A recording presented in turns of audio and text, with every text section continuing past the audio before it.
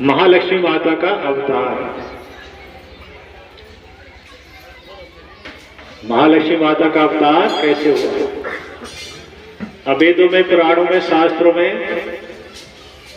किसी में कहीं से दिया, किसी में कहीं, लेकिन माता जी पूरे ब्रह्मांड में शक्ति एक है। कहां से प्रकट हुई, कहां लीला करी, ये भगवान जी जान सकते हैं। और ऋषि मुनियों ने लिख दिया तो उन्होंने भी कोई गहराई सच्चाई ढूंढ के लिखा होगा। तो रंभासुर एक राक्षस हुए हैं, रंभासुर। उनके पुत्र हुए हैं महिषासुर। तो महिषासुर घोर तपस्या करके भगवान ब्रह्मा जी से बलशाली होने का वरदान ले लिया। महिषासुर ने कि प्रभु ऐसा वरदान दो जो त्रिलोकी में मुझसे जैसा बलशाली ना हो। कोई प्राणी, कोई जीव, कोई मनुष्य मुझ जैसा बलशाली ना हो। और भगवान जी को तपस्या का फल देना पड़ता है। कोई तपस्या करे तो भगवान जी का नियम है कि राक्षस करे, चाहे देवता करे या मानव करे, कि मैं उसकी मजदूरी अपने पास नहीं रखूंगा। अगर हम कहीं काम करें और हमारे पैसे ना दे, हमारा वेतन ना दे तो बुरा लगता है नहीं? 50 जगह बुराई करेंगे। तो भगवान जी सोचते हैं अगर मैं इसका वेतन इसने जो मजदूरी की, ध्यान किया, जप किया, तप किया, दान किया, इसे वापसी नहीं दूंगा तो मेरी बुराई मानेगा। और मैं बेईमान नहीं हूं, मैं किसी का नहीं रखता। तो राक्षस भी तपस्या करेंगे तो उनका भी फल देना पड़ता है। राक्षस क्या मांगेंगे? राक्षस तो मांगेंगे शक्ति, धन, वैभव, राजपाट। और ऋषि मुनि मांगते हैं मोक्ष। भगवान तुम्हारे पास रहना है, तुम्हारे पास आना है। लेकिन राक्षस ऐसा नहीं मांगते। वो कहते हैं मुझे तो राजा बनाओ, मुझे बलशाली बनाओ, मुझे शक्तिशाली बनाओ। भगवान कहते तथास्तु, जो मांगते हो वही मिलेगा। आगे उसका परिणाम क्या होगा उस समय बताएगा। तो महिषासुर ने वरदान मांग लिया कि मुझे त्रिलोकी का बलशाली बनाओ। आपको छोड़कर प्रभु मेरा कोई सामना ना कर सके, केवल आप।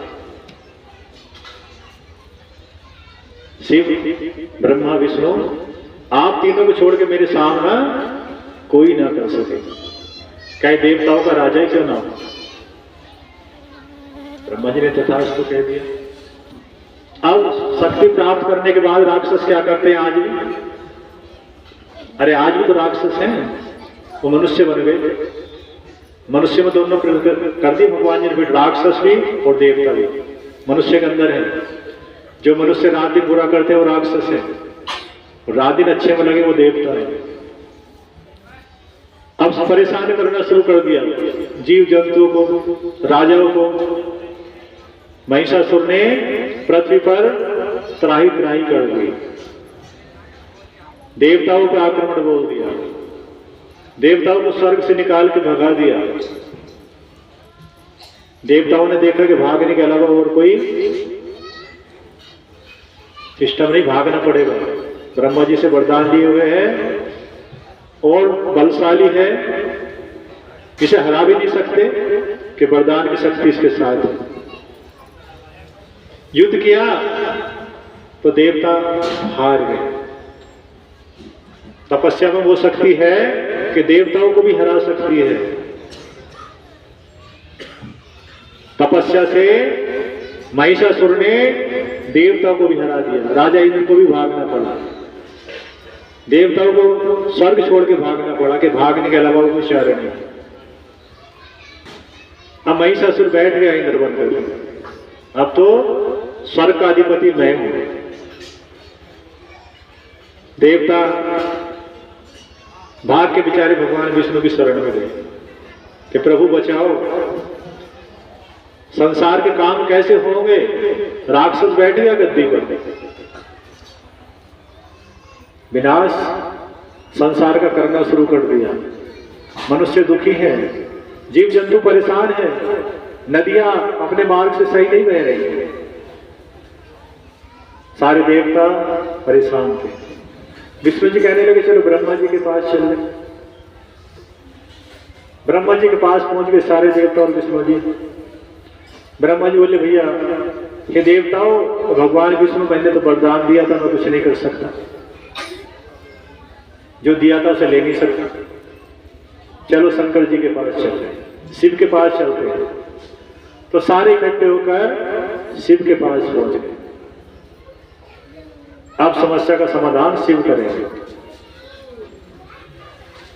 सारे देवता, भगवान विष्णु, ब्रह्मा जी एक साथ भगवान शिव के पास पहुंच गए। अब शिव देखकर मुस्कुराए और कहने लगे क्या बात है, सारे देवता मिलकर एक साथ, और विष्णु जी और ब्रह्मा जी भी।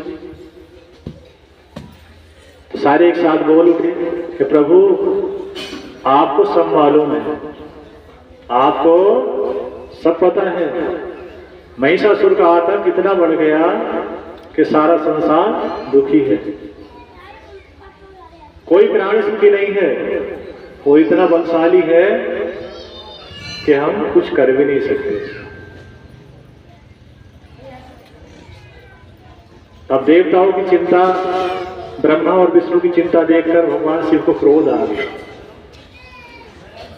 इतना क्रोध आया कि एक राक्षस ने त्रिलोकी को परेशान कर दिया, एक असुर ने तीनों लोगों को परेशान कर दिया। शिव को इतना क्रोध आया, उनकी आंखें लाल हो गई, मुंह तमतमा गया, भोज चढ़ गई, और क्रोध में भगवान शिव के अंदर से एक तेज प्रकट हुआ। इतना तेज प्रकट हुआ कि शरीर से निकलकर बाहर खड़ा हो गया। और जब सब क्रोधित हुए, अब किसी के गुरु जी क्रोधित होता तो चेलों में गुस्सा आ जाता, आता नहीं। अगर कोई मंत्री क्रोधित हो जाए तो जितने उनके गण कार्य करता है, जितने सेवक, सबको गुस्सा आ जाएगा। तो देवताओं को भी क्रोध आ गया। शिव को क्रोध आते ही भगवान विष्णु को भी क्रोध आ गया, ब्रह्मा जी को भी, राजा इंद्र को भी, सभी को क्रोध आ गया। तो सभी के अंदर से एक तेज निकला और वो तेज सारा एक जगह इकट्ठा हो गया। सारे देवताओं का तेज, ब्रह्मा विष्णु शिव का तेज एक स्थान पर इकट्ठा हो गया, और उसने माता लक्ष्मी जी का रूप धारण कर लिया। महालक्ष्मी माता की, माता। माता जी के पास सभी देवताओं ने अपने अपने अस्त्र शस्त्र दे दिए। माता जी का इतना तेज, कितनी तेज आवाज, जैसे उन्होंने अट्ठास किया, तेज आवाज की तो त्रिलोकी कांप गई। देवता खुश हो गए, फूलों की वर्षा करने लगे कि अब महिषासुर का अंत हो जाएगा। पहाड़ कांपने लगे, तारागण हिलने लगे, सारी पृथ्वी कांपने लगी। माता जी ने जैसे अट्ठास किया, तेज आवाज की, माता जी की तेज आवाज से त्रिलोकी कांप गई। अब महिषासुर देखने लगा, ये क्या, त्रिलोकी में तो बलशाली हम थे, ये कौन आवाज है जिसके आवाज के आने से ही पृथ्वी हिलने लगी। और महिषासुर ने अपनी सारी सेना को आदेश दिया कि जिधर से आवाज आई उधर से रोको। बहुत बहुत बड़े राक्षस महिषासुर के साथ हो गए और आक्रमण बोल दिया। जिधर से आवाज आई थी, देखा तो दुर्गे माता शेर पर बैठी दिखाई दी। जाते युद्ध शुरू हो गया, बहुत भयंकर युद्ध हुआ। माता जी उनके बाणों को, राक्षसों के त्रिशूल को, उनके परसों को दांत में मसल देते थे, मुंह में डाला और चबा दिया, किसी को हाथ से तोड़ दिया। सारी सेना महिषासुर की विनाश की तरफ जा रही थी। तो महिषासुर ने देखा कि माता कौन सी शक्ति आई जो इतनी बलशाली है कि मेरी सेना कामयाब नहीं हो पा रही। महिषासुर ने भैंसे का रूप धारण कर लिया। भैंसा तो जानते हैं सब, भैंस का बच्चा, गांव में क्या कहते हैं, कटरा भी कहते हैं। भैंसे का रूप धारण कर लिया। ऐसा भैंसा कि सींगों से पहाड़ों को उखाड़ने लगा। ऐसा नहीं जो गांव में बंधा रहता है, इतना बड़ा बना कि पहाड़ों को उखाड़ उखाड़ कर सींगों से फेंकने लगा, पृथ्वी को हिलाने लगा और अपनी पूंछ से ना समुद्र के जल को कपा दिया। समुद्र के जल में बाढ़ आ गई पूंछ से। इतना भयंकर भैंसा बन गया। त्रिलोकी डर गई, देवता भी दो सोचने लगे अब क्या होगा। अरे इस महिषासुर ने कितना भयंकर रूप धरा कि समुद्र के जल को भी हिला दिया पूंछ से, पहाड़ों को उखाड़ उखाड़ के सींगों से फेंक रहा। तो माता जी भी जो ब्रह्मांड की माता है उनके सामने किसकी चलेगी। माता जी ने उसकी पूंछ पकड़ी और उठाकर घुमा दी आकाश में, उठाकर मारा, फेंक के दूर। बोले ये तो मुझसे भी बलशाली है। तो वो हाथी बन गया।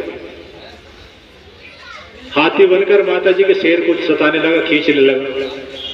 तो माता जी ने सूंड काट दिया। सूंड काट दिया, फिर भैंसा बन गया। फिर भैंसा बनकर त्रिलोकी को परेशान करने लगा। माता जी ने अपना पास फेंका, उस भैंसे को बांध लिया कि अब कूदेगा नहीं, समुद्र को नहीं कपाएगा, पहाड़ नहीं फेंकेगा। अपने पास से माता जी ने उस भैंसे को बांध लिया। उन्हें देखा भैया बंध गए अब तो, और पास भी ऐसा इससे निकलने वाले भी नहीं, तो छोटा रूप धारण करके इससे निकल जाऊं। तो मनुष्य बन गया। मनुष्य बन गया और पास से निकलने वाला था कि माता जी ने पैर से दबाया और त्रिशूल से उसका सीना छेड़ा।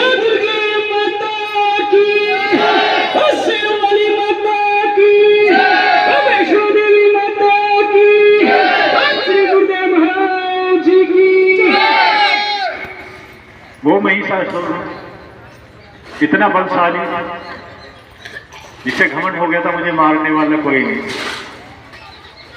लेकिन भगवान शिव वो है जो देना भी जानते हैं तो लेना भी जानते हैं। जो हमें दिया और अहंकार हो गया कि हमें बहुत कुछ मिल गया, अब हमसे बलशाली कोई नहीं, हमसे मालदार कोई नहीं, तो लेने में भी देर नहीं करते। कभी सड़क पर ला दे। महिषासुर आकाश, पाताल, पृथ्वी, समुद्र को कपाता हुआ सबको पृथ्वी पर गिर गया। महिषासुर का अंत हो गया। तो ये महालक्ष्मी माता का अवतार दिया है शिवपुराण। माता लक्ष्मी महिषासुर को मारने के लिए सभी देवताओं के तेज से उत्पन्न हुई है। तो ये आज भी है, कल भी है और कल भी रहेगा।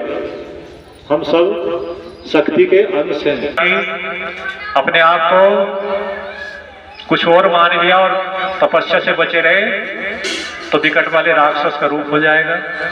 और उसके बाद तो हमें कोशिश यही करनी है कि हमें देवताओं की श्रेणी में जाना है, देवताओं के पास जाना है, राक्षस बन के राक्षस के पास नहीं जाना।